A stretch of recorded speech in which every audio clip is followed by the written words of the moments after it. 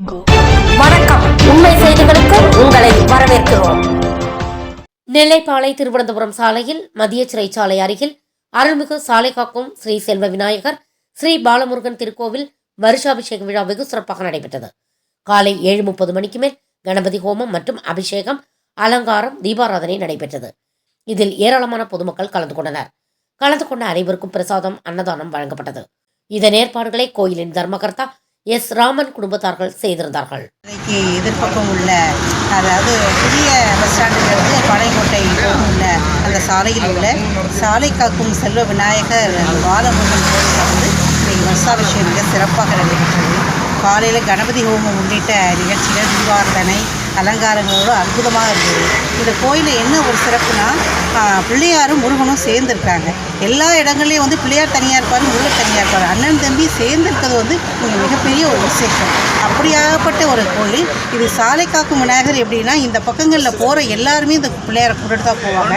அது வாகனத்தில் போகக்கூடிய எல்லாருக்கும் எந்த விபத்தும் நேராமல் காக்கக்கூடிய விநாயகர். அதனால தான் ஒரு சாலை காக்கும் விநாயகர் இருந்தார்.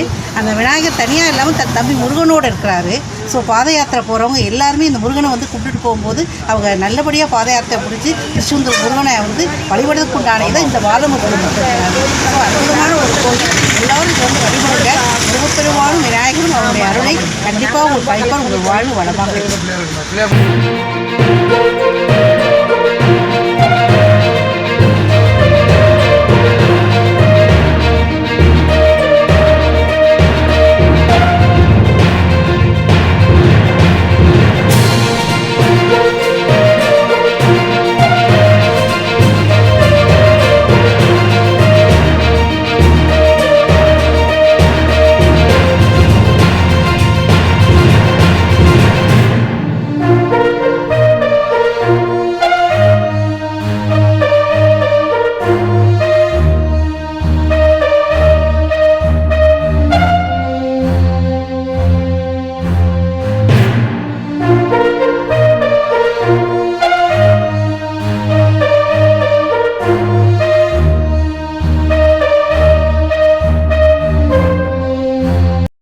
ஃபார் வாட்சிங் உண்மை செய்திகள்.